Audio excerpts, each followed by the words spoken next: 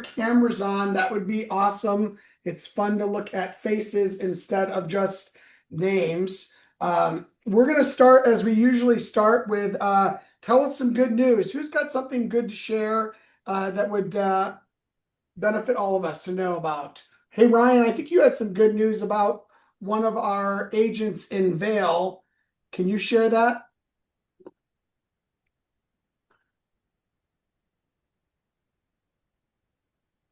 We can't hear you for some reason. Why can't we hear him?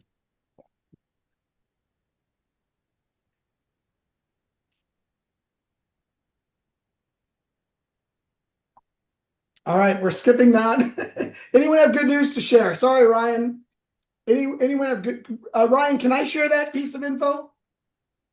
Yeah, our new to KW agent. Um, Hold on just a second. Our new to KW agent Adam Blees just put a 2.7 under contract, closing next month. So great job, Adam, on that. Any other good news? Good news to share.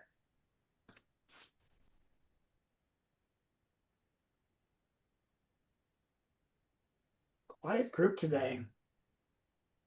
All right, we're This, moving to some uh, announcements. We've got pro coaching with Katie in the Frisco office and on Zoom every Tuesday, 1 to 2. Don't miss that. That's a growing group, by the way. If you haven't caught up with that, check it out this week. Contracts with Rod and Edwards, 1:30 to 3:30 every Wednesday. We've got an accountability group that continues in Frisco and on Zoom every Thursday, 1 to 2. Tonight, Top of the Rockies is doing a movie night. The film is Project Hail Mary. Has anyone seen this yet? Project Hail Mary. It is worth 2 hours and 39 minutes of your time. Awesome movie. Breakthrough 120. Breakthrough 120 starts on Monday, and Breakthrough 120 is our production class. We've been piloting Breakthrough 120 around the KW ecosystem for a while, and here's what we see. People that commit to Breakthrough 120 get 9 deals put together as a result of implementing it. What is it? It's 5 days of coursework, 4 hours a day. On Monday, we're going to start with a database session. We're going to move into lead generation and lead follow-up on Tuesday. I'm teaching on Wednesday on listing presentations and buyer presentations. Thursday is all about open houses. I think Ryan's doing that session. Friday is about social media and AI. 5 4-hour sessions on Zoom and in person at both locations, Frisco and Edwards. And then accountability sessions start the next week. More details on that coming soon. But we're seeing great results from people who are attending Breakthrough 120. Also, new to the calendar, next Monday, I'm going to start a weekly 30-minute industry update. I'm doing it with Charles Coleman. You all met Charles last week. Charles is the regional tech trainer and an expert in tech and what's going on in the tech space. Here's what we're going to do every Monday. It's from 12 to 12:30. It's on Zoom. We'll also be streaming it in Edwards and in Frisco. We're going to spend 30 minutes talking about what's going on in the Colorado real estate market, but also, and maybe more importantly, what's going on in the industry. We're going to be sharing news stories and interpreting and letting you know what's important. And then we're going to hit a little tech segment each week as well, because it's 2026. And if you're not buying into AI and tech, you're going to miss the boat. So that starts next Monday, 12 to 12:30. It's going to be on this link. It's already on both calendars. Check it out. April 16th, Mountain Properties has a movie night at the Riverwalk Movie Theater. And keep in mind some upcoming dates. Red Day, where we're going to be doing a little food drive to help those who are having a tough time in our area. That's on May 14th, which is a Thursday. And then we've got Lauren Lucas coming to the Altitude Board of Realtors in Silverthorne. We're doing an AI workshop. It's not a class. It is a 3-hour down and dirty workshop where you're going to have some pre-work to do to make sure that you're ready for it. And then once the pre-work is done, we'll do a 3-hour workshop working through how to use specific AI tools in the area of lead generation and efficiency. You don't want to miss this. Couple other events coming soon. We're doing a class in Denver called Listapalooza. We've got about 20 agents from KW all around the state. We're going to be doing a 3-hour training. It's going to be some presentations and a bunch of panels. And we're going to be covering lead gen, getting the listing, and getting it sold as quickly as possible. We've got our luxury class. By the way, that tickets for this you can find at kwcoloradoevents.com. Brady Sandoll from Palm Springs is coming, by the way, top realtor in Palm Springs, is coming to do our Spring Mile High Luxury Summit. We're going to be talking there about 6 critical shifts that the market is creating that will help you succeed in the high-end market. We're going to have top producers in the high-end market speaking. It's at the historic Evans School in Denver from 1 to 4 on April 23, followed by a networking happy hour, kwcoloradoevents.com for that. Savannah is Savannah, I didn't ask you to do this, but could you talk about the QL Summit 2026 in Austin, Texas, June 4 through 6? I will do my best. Little one. I see you've got a helper there today. I do. What is the QL Summit for those who don't know? It's gonna be the 4th through the 6th in Austin, Texas. And if you are above the age of 29, they have the I am not. The instructor class will be happening at that same time, which is just amazing. We get to pour into the kids that do come down for this event on that Saturday. So if you want to hone in your teaching skills just in general, or even presentation skills, it's a great class to join. It's $299 for the early bird. I love using you. It's for the early bird pricing. Got it. So, okay, QL Summit. So as you may know, one of Gary Keller's passions is to help the next generation of realtors. If you have children or grandchildren, like I do, between the ages of 18 and 29, the QL Summit is an opportunity in Austin, Texas, to have Gary Keller essentially teach his life story of going from college student without direction to self-made billionaire. It's about proper life management, proper money management, the skills that every entrepreneur needs. And it's for children that are 18 to 29, young adults who are 18 to 29. My son Ian is going to be going this year. It's $529. On Thursday, the 4th, it starts with a networking happy hour type thing, all day training at the new KW Learning Center in Austin with Gary on Friday. And then Saturday morning are some smaller sessions and breakout sessions. But Gary's passion project is Quantum Leap, and this QL Summit is his annual teaching day for our kids and grandkids, and for some of those, some of us who fall into that age group. So if you're interested, let me know, and we'll help you get your grandson, self, or child signed up for QL Summit in Austin. And really, go ahead, yes, and real quick on that too, it's if you just know somebody in general that you think, as soon as I start talking, Mabel Lynn, give me mommy 1 second, please. I apologize. if you have somebody in your life that you think could benefit from understanding their purpose and hearing about the 7 principles of success, this is also just great for them. So it's not real estate based either. Absolutely. Yeah, it's about life and being and leading a big one.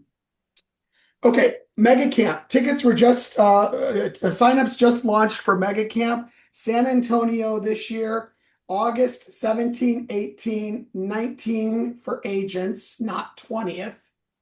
You can get the tickets by using the QR code or going to events.kw.com. Rocky Mountain Summit in Vail, September 23rd through 25th. I'm excited that next week, I'm excited about Debbie today, who's going to be speaking in just a minute. Thank you for being here, Debbie. Erin Harrell from Sarasota, Florida will be here next week to talk about luxury and organic marketing. She's a top agent in the Sarasota area. Scott Maloof, San Antonio, one of the top 20 agents of 150,000 KW agents, is going to be talking about lead gen. Gay Ribble, our top listing agent out of the DTC Market Center, is going to be talking on the 20th about getting listings and getting them sold. So please mark those dates. I want to share a few things about what's going on in the real estate industry in general. There's a ton of slides on here. I will send them to you. I'm going to skip some of them. Don't ask me to go back because I'm skipping them on purpose. But you can call me later about them. Unemployment, what's happening? Well, as of February 2026, unemployment sits at 4.4%. And here's the takeaway from this. Unemployment is slowly creeping what? Somebody up, right? Slowly creeping up. Job openings. On this slide, unemployed people are in teal and job openings are in orange. In January 2026, the number of unemployed people crept slightly higher than the number of job openings. I'm showing a theme here.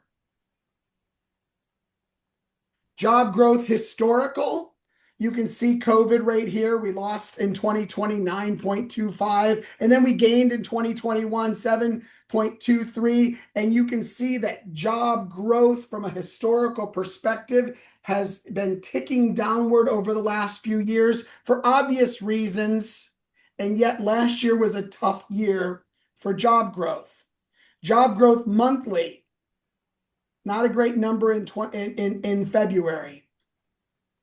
Job growth by industry, healthcare and social assistance up, leisure and hospitality up, but below the 10-year average. Other services, financial activities, mining and logging up, and up. And then construction, information, manufacturing, professional and business services, government and trade, transportation and utilities have been down.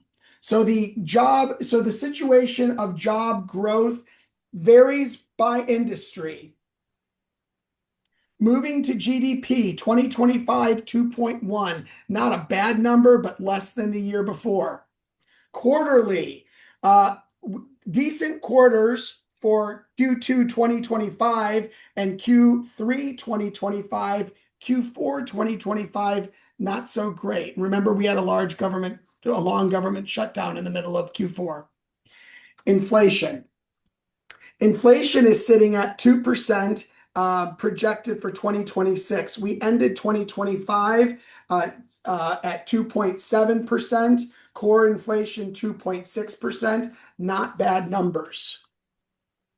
And monthly inflation is starting to tick up a little bit. March we'll see a tick up. Consumer sentiment down for March 2026.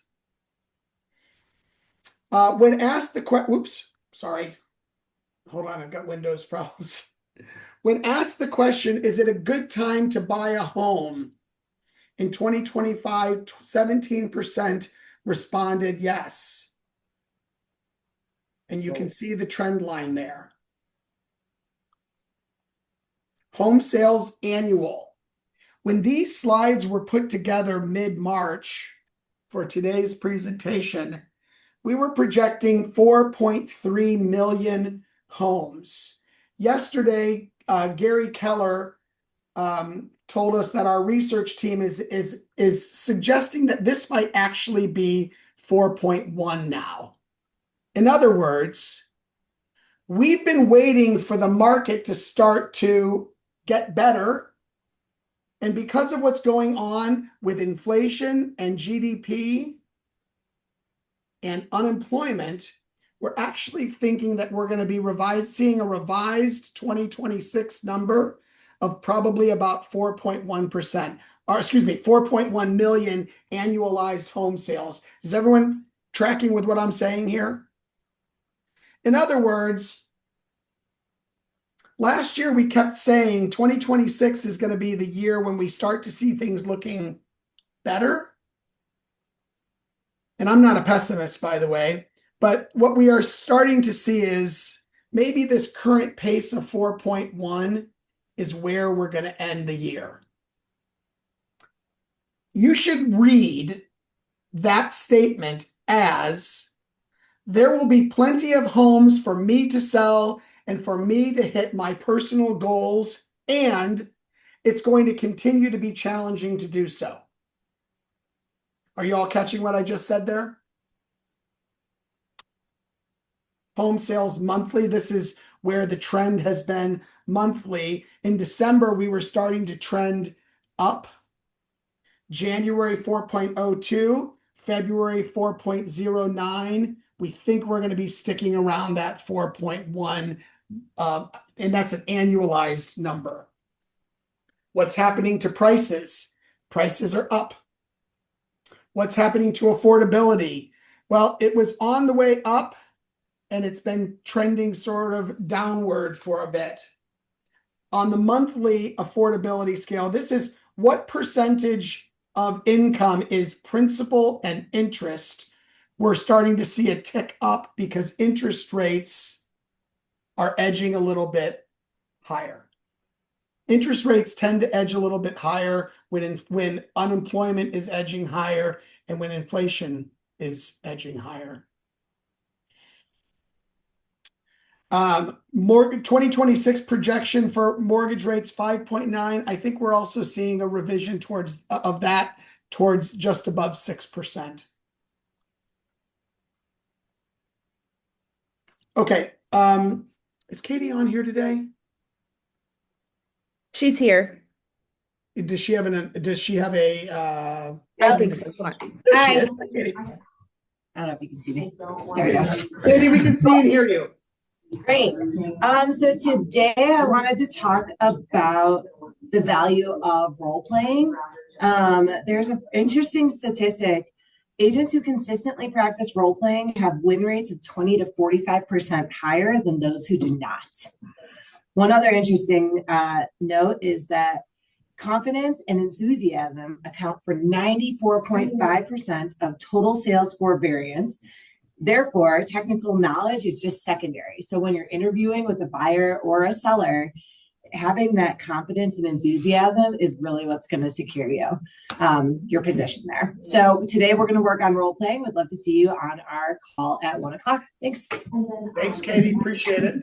Put your room on mute, please. Thank you. All right, couple other final things before we get to Debbie and Leslie. Capping agents for Summit County Market Center, Julian Estes, Kat Considine, and Lindsay Morrow in Grand. Congratulations on hitting the cap and moving to 100% commissions for the rest of your fiscal year. And Laura Sellards in Vail. Congratulations, Laura. Great job. Thank you for clapping for her, Joan. All right, I'm going to turn it over to Leslie. Leslie, where are you? I'm here. All right, and Debbie. Debbie, how are you today? Good morning. I'm doing well. How are you? Fabulous. So I think our conversation that we're going to have this morning fits in really well with a lot of what Russ was just sharing, right? I mean, we know that we've been in a little bit of a shifting market, a little bit. And we're going to continue to be in a shifting market. And those who continue to work and pivot are going to win. I think a few of our agents and a couple of our agents in our Altitude Board of Realtors that I've spoken with actually had their best years ever last year, too. So a little bit about Debbie. Debbie, again, welcome and thank you. So Debbie is the principal of Nelson Real Estate, formerly Nelson Wally Real Estate, but this is a relatively new iteration of your business as well. Debbie is a rock star powerhouse realtor here in Summit County, and I say specifically Summit County, and we'll talk a little bit about that in just a few minutes too. Debbie's been in business for about 21 years and has really figured out her niche here. So, Debbie, welcome. Do you want to share a little bit more about your story? Sure. First of all, I rebranded actually to Nelson Mountain Real Estate. So Nelson just Mountain. to correct that a little bit, we moved here in 1999, and I work for the Builders Association. And one of those members reached out to me in 2005, into 2004, and said, "I think you should go into real estate." And I came from metro markets, Lincoln, Nebraska, Des Moines, Iowa, and has always found real estate interesting, but a little bit boring. Sorry, any metro market. I don't mean to, but a lot of tract housing, that kind of thing. And out here, it's very different and requires a lot of guidance, I think, in my opinion. So started in 2005 and started with a small boutique brokerage. And in 2010, realized that they weren't shifting with the times. Went out on my own for about 10 years, where through that, it was a group of us that worked together but were independent. So we shared expenses. And through that, met Ned Wally. And Ned and I became partners, and we're partners for 5 years. He has since retired and is living the good life between Florida and Minnesota. And so I am continuing our team concept with a few changes. We do work as a team. And so that's how I got here today. I have to say, though, being a rock star realtor, that just term doesn't sound right for me. I don't really feel like that. I just do my job. I've got, you've got Eric in here, you've got Carrie in here that I know, and those guys are rock stars as well. So I just really Yes, love yes, what they I are. do. So I think that helps. So Well, I think that that actually, speaks to who you are and actually who a lot of our folks are in this community that even though people might look at you as a rock star, you don't feel that way. And I think that lack of ego, where we do what we do because we love what we do Mhm. and because it helps others, I think that's also part of the secret sauce. Yeah, definitely. Definitely. So can we talk about how this is different than a metro market? Because we talk about that a lot here in the office. So Definitely. I don't know about any of you guys, but I'll go to conferences and I get some great ideas and find some new systems that I want to try out. And it's all great. I've worked with 3 different coaches and none of them can grasp the concept of a second home market. And when, here in Summit County, we're looking at about anywhere between 70 to 75% of our people don't live here. So it requires a different type of marketing to market yourself, and you become their everything. You become, who do they go to for a handyman? Who do they go to? Where do we take grandma for a nice restaurant, for a nice birthday dinner, that kind of thing. So there's so many ways that we can become that person for 70 to 75% of our clientele because they just aren't here in Summit and know Summit like we do. So I think that's one of the biggest things that we're able to help. Plus, you could be in Frisco, for example, and walk across the street and you're suddenly in county and all the rules regarding short-term rentals completely change. Whether you're on septic or sewer completely changes. I mean, there's so many different things that it really does require experts. So when people say AI is going to replace us, I kind of laugh. I look at it more. I saw a Facebook meme with a lady like raking leaves and going, yeah, AI is going to replace this, or staging the property, yeah, AI is going to replace this. I have found AI for me to be an assistant more than anything, not something that's going to replace me. And I think that's the difference that I experience between a metro market. I also think, and I'd be curious to find out, it might get a little bit boring where everything here, every home is completely different. And you might know condos well, but you still have to understand the rules around it and get in there and dig into HOA docs and help them understand different things. So, yeah, it's every piece of property is completely different. It is. It is. So as you know, as you have pivoted to your marketing strategies to reach those second homeowners, let's talk about what you have done.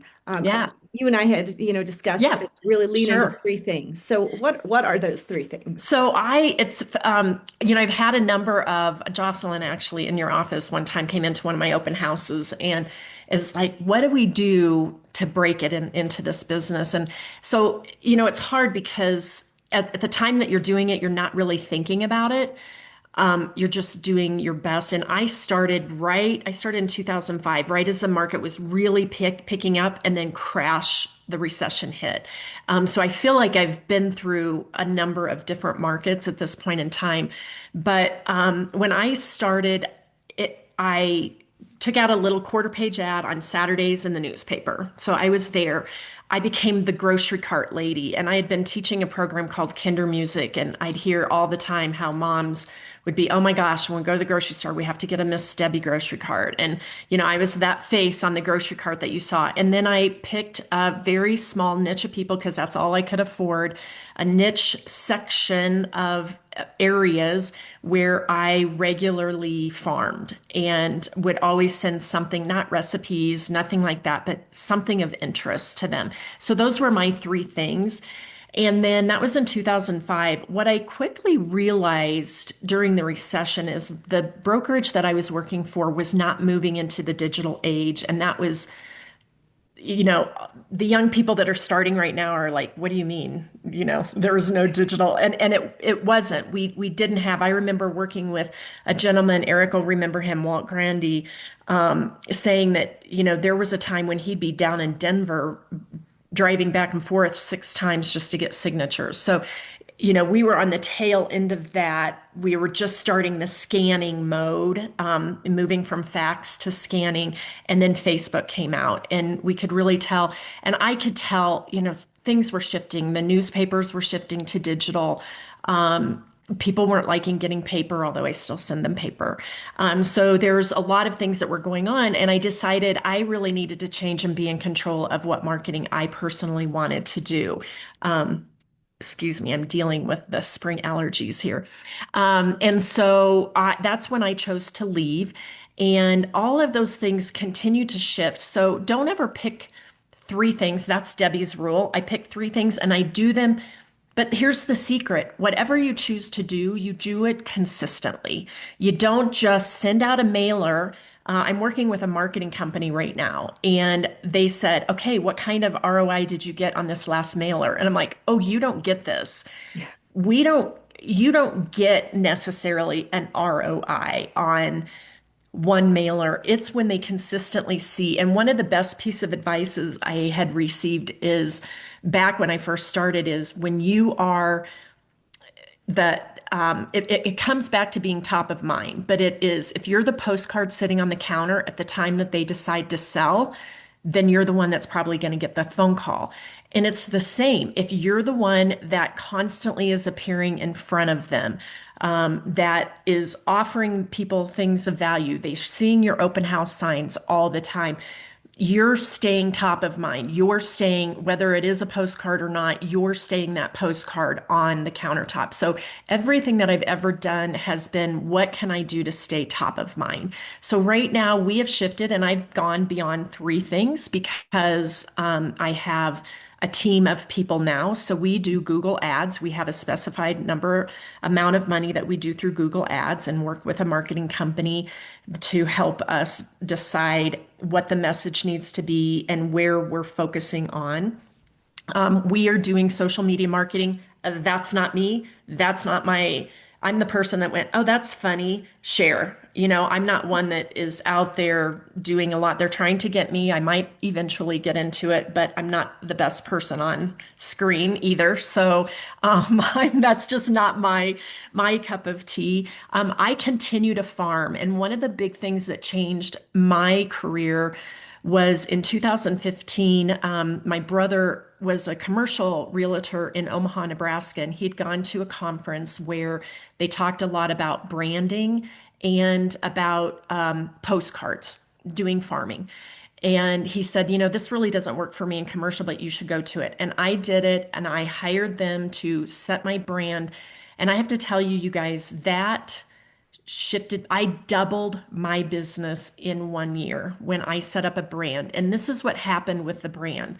They determined, they went through a whole questionnaire of, what's important to you? What do you want to offer? Why do you do this? It took lots of hours, lots of interviews with them, and they helped me to determine, come up with a brand. They helped me come up with colors so I remained consistent. So every time somebody saw it, they'd go, oh, that's Debbie Nelson. Oh, that's Debbie Nelson. And then I got into farming really, really hard, and it's expensive. So if anybody has not been farming and they want to get into it, just pick a little niche. So my niche was wilderness. And I hit it hard, and I was the #1 agent in wilderness for several years. I knew all of the condos. I knew which condos were going to be having some assessments coming on. My open house signs were up there all the time. People just knew me. And not that I had all the business by far, I was by far not all the business, but I was an agent that people knew up in wilderness. And I know, I've shifted now. I'm in more of a luxury market. And a lot of that came with my business partner because that was what his focus had been on. But I'm going to tell you, you guys, those wilderness condos are some of my favorite clients that I have. And the reason why is they were me. They were me buying a second home. And I could relate to them very much. So that was kind of how I picked that niche. It was people that I knew I could relate to and get on the phone and have a conversation that I didn't feel like a fish out of water, nor did they feel like I was talking over their heads, and that I was their equal or their peer. And when I did that, my business just really, really took off. I've since shifted. I don't farm all year long because, as people here in Summit know, unless you're right on the mountain at a ski resort, we tend to go pretty quiet from about November to February. I start up my farming again in February, and I'll run it really hard through July. And then I'll probably do something again in November, and then I'll take a rest for it because I think it's a little bit of a waste of money because people aren't in the mindset to be selling. So those are the different things. We used to advertise when Ned and I first got together. We took out a full page ad every Saturday in the Summit Daily. We were A7 every single Saturday all year long. We were paying a fortune for it. And a year into it, 2 years into it, I'm like, Ned, this doesn't make sense. The people that we're trying to reach, especially in the off season, aren't here picking up a newspaper. So then we converted over, and we were one of their first digital ads where you would actually buy a subscription for we paid for being the top story. We were in the top story every Tuesday and Saturday. So if you go on every Tuesday and Saturday in summitdaily.com, you will see our ads. I just read an article. They're going to start charging for digital. So that may change what I choose to do in Summit Daily coming. But that would just be, especially for people 5 years and younger, or been in this business 5 years and under, is pick 3 things. Put pencil to paper, make sure it's something that you can do consistently throughout the year. And I really feel consistency is key. Marco in my office has this thing where it talks about intensity and consistency. and how consistency just continues to grow. And that's our big thing is we hold each other accountable, but we make sure whatever we're doing from a marketing standpoint is consistent. Consistency wins every Yes. day. Yep. Every day. You know, you could go all in for 1 week and then do nothing, and people don't remember. I just remember going back and I worked next door to a guy when I was at my first brokerage, and he'd go, "Oh, that mailer didn't work. I'm not going to do it again." And even back then, I knew, well, like it probably got tossed, that one, try again, and it has worked. It has worked. Right. But again, I don't send recipes. I'm sending things of value, statistics, maybe what's happening in the county in the next month, something like that, something that they're going to want to hold on to, and see my name or my brand.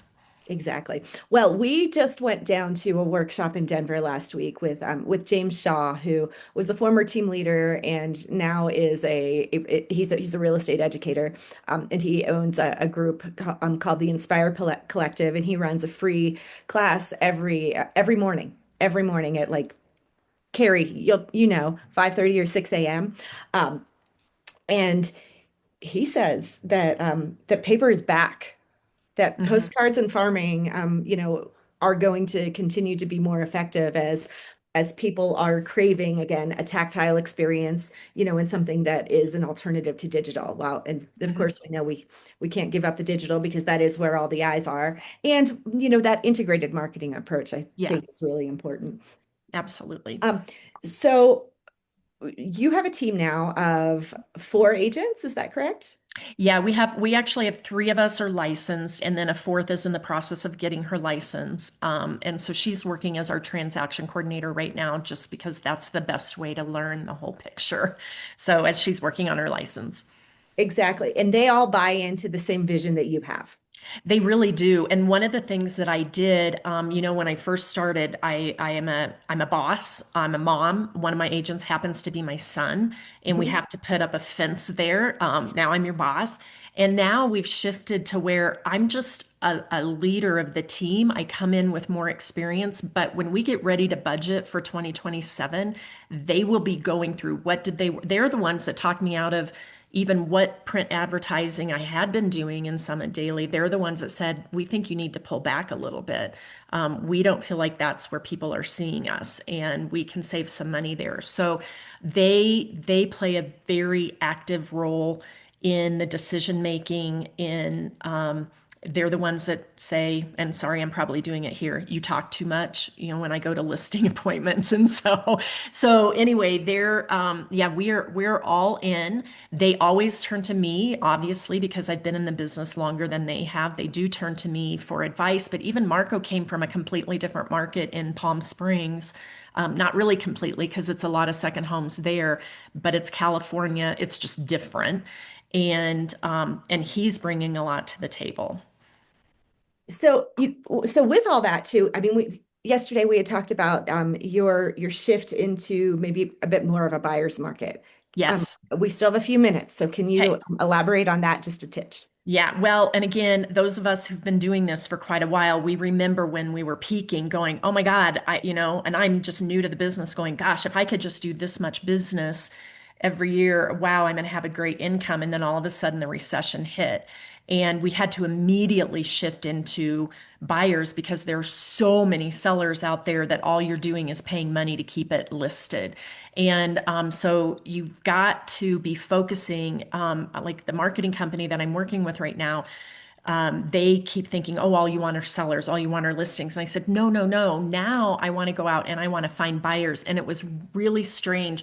We've been so focused on sellers since 2019, really, when Ned and I really started working together, that just shifting our messaging about being, really knowing what's going on up here and sharing with buyers and really trying to hit the markets like the Front Range market, really trying to hit them with our branding is what we're trying to do. And as we're going to see more listings are going to set. I'm not saying don't get listings because obviously they're very helpful, but you have to start focusing on where the business is going to be. And the business, I think, for the next couple of years, based on what Russ is showing us in his stats, is going to be we're going to see more, we're going to see way too many sellers. So now we want to really focus on getting those buyers. Exactly. All right. So a few points just to summarize here: authenticity, Yes, consistency, and looking ahead and being willing to pivot with the market. absolutely. 100%. Does anybody have any questions for Debbie? Thoughts, comments? I have a comment. What I heard, Debbie, when you talked about farming, um, and you talked about the branding, the conference you went to, I think about branding. Um, what you talked about was what makes so much sense for agents. Most agents wake up one morning and they see an expired listing, or they drive by a for sale by owner and they say, well, I think I'm going to start calling for sale by owners in a TCPA compliant way. And that's the first day they do it and the last day they do it. They don't like fully go all in on the thing that they've decided to do. And what I appreciate about what you said was you prepared for it by getting your marketing clear, and then you went all in. And even though you had days where it didn't like have immediate success, you kept doing it until you got where you wanted to go. Absolutely. And one other thing I meant to throw in here when we were talking about shifting and what we're doing. When you start out, yes, you have a sphere, but you don't have clients. And I remember two agents that were big in this boutique. And I'm like, where do you get your clients from? And they're like, oh, repeat and referral from my existing clients. I'm like, that's great. I have no existing clients. How do I do that? Part of the shift that I've made is my ultimate focus right now are on those past clients, because they send me people all the time, or they talk to their agent. Oh, down in Denver. Oh, I know you own a home up there. Who do you work with? And then suddenly I pick up an agent who's referring business to me. And so that's another shift that you have to make in the market. Just to go back a little bit to what Leslie was saying, is as you get more experience, you're not looking for the cold leads as much anymore. You're just really nurturing those existing leads. But it is, Russ, you have to know who you are, what you stand for, what it is you're going to do for your client, so that it just rolls off your tongue in that 15-second elevator. I went to a conference once and we had to practice on telling people within 30 seconds who we are, what we do, and why we stand out and are different from other people. And that's what I feel like working with somebody on my branding really helped me get a jump start on that.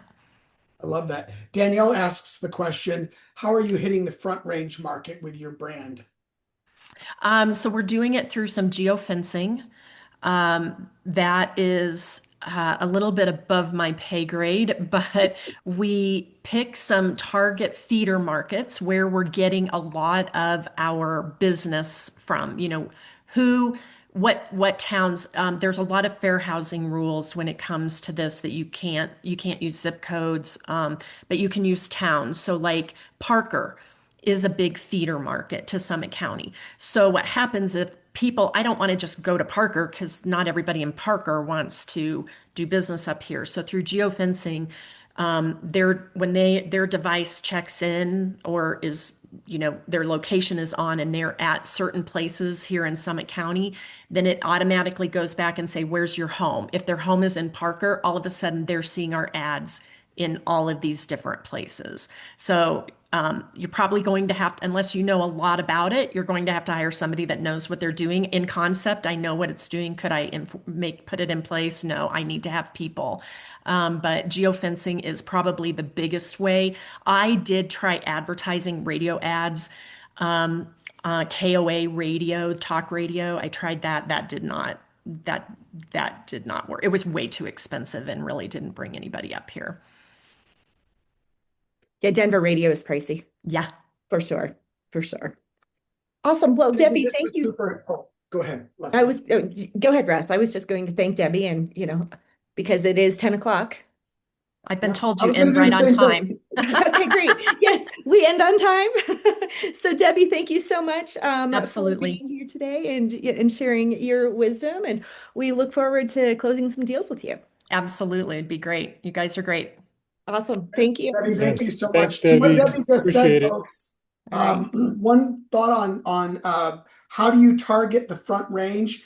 When you come to the AI class that we're doing in June, we're going to be talking, one of the topics is going to be a workshop on how to use AI to find the feeder markets that are bringing clients to your area. And also to something that Debbie said about the second home market. If you haven't joined our KW Ski and Tea group on Facebook, join it. This is a project I'm working on to help us get more referrals from all around the second home communities at KW. We're starting with a Facebook private group, and I'm working on an event at Mega Camp where we're going to just do a casual happy hour with agents that are working second home markets and feeder markets for Summit County, Grand County, Eagle County, and the rest of the areas that we work. So don't miss that and get on the Facebook group. Pop into productivity coaching for today at 1 o'clock. Hope you all have a great week. See you next Tuesday. And see you on Monday for our industry update that we're starting. More information being emailed to you. Take care, everybody.